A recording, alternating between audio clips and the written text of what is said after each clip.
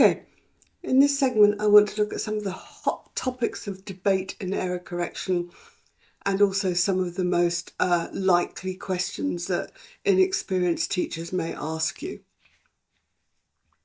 So before we go on, what I'd like you to do is download the worksheet, Hot Topics in Error Correction, and jot your thoughts down as you go through it. So how would you respond to the statements made on the worksheet? Afterwards, watch a video and compare your ideas with ours. Okay, so I don't correct because I'm afraid the learners will ask me a question I don't know the answer to and will look stupid and they will lose faith in me.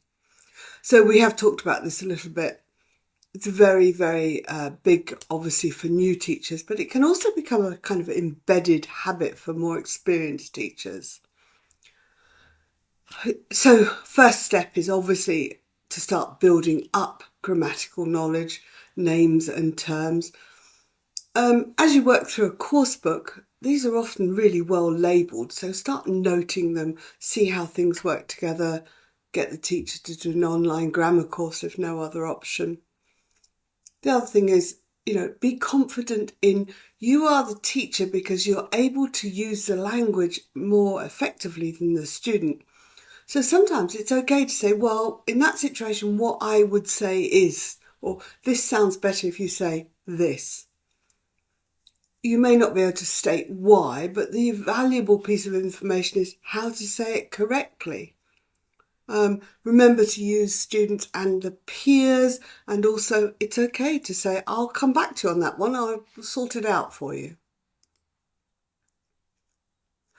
What can I do about the learner who keeps repeating the same error no matter how often I correct them?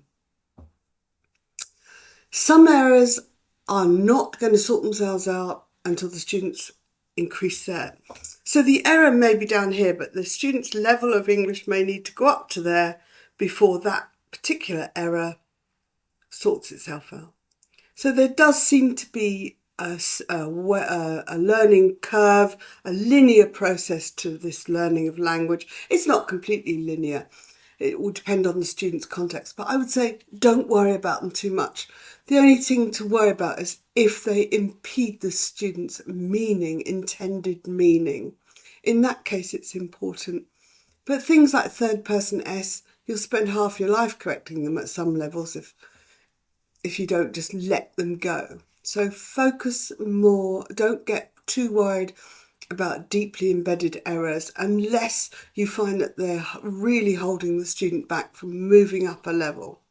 But levels are deceptive. Students are never all one level. They're all got some strengths and some weaknesses. So let it go. What's wrong with just telling the learner the correct form? You know what? Sometimes it's fine. Sometimes you just need to move on. The real point is, though, that in terms of memory and learning, we learn when we engage, when we're active in our own learning process. So the problem with just telling the student is you're not maximising the opportunity for engagement. But sometimes it's expedient, don't worry.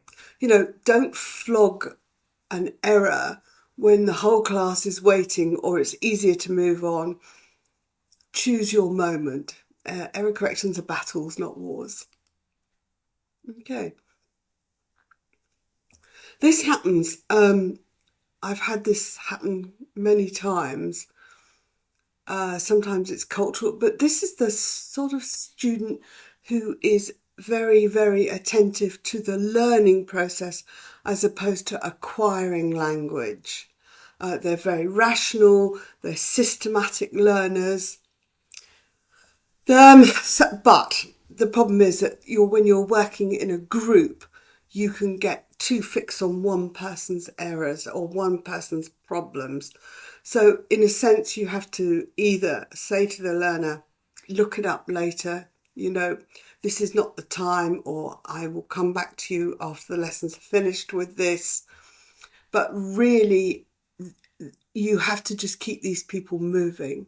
So you can say, what the explanation you need is not appropriate to this stage of the level. We'll come back to it. pronunciation. How can I correct pronunciation errors? Make the sound.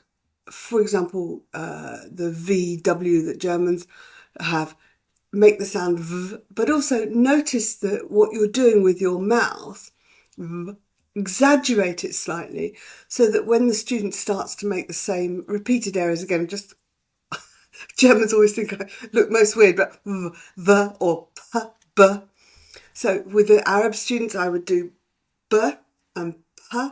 So I would also codify the error so they know that what I'm hearing is the B and what they intend is the P. But basically just E for longer sounds. So a lot of students have a problem with the extended English E sound.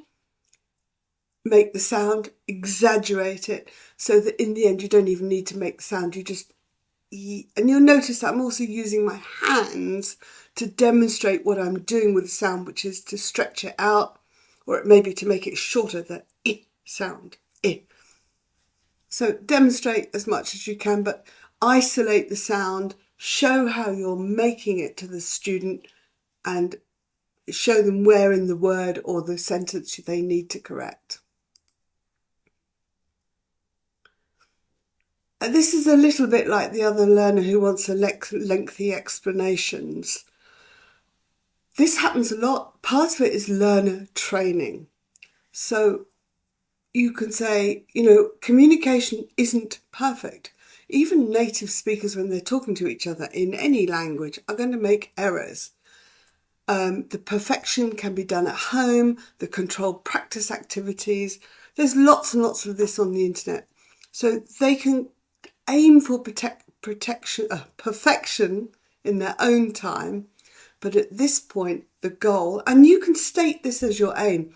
My aim is to get the message across. Can you make your partner understand what's needed without being perfect? It's quite interesting to note that people who are not language teachers have more tolerance for people who make errors but get the message across than people who make no error but are very slow and tedious to listen to. So fluency without total accuracy is much preferred in communication partners than absolutely single-minded accuracy, but oh gosh, it's tedious to listen to. Yeah, everyone makes mistakes. So there's lots of debates in error correction, but in the end of the day, you know your students.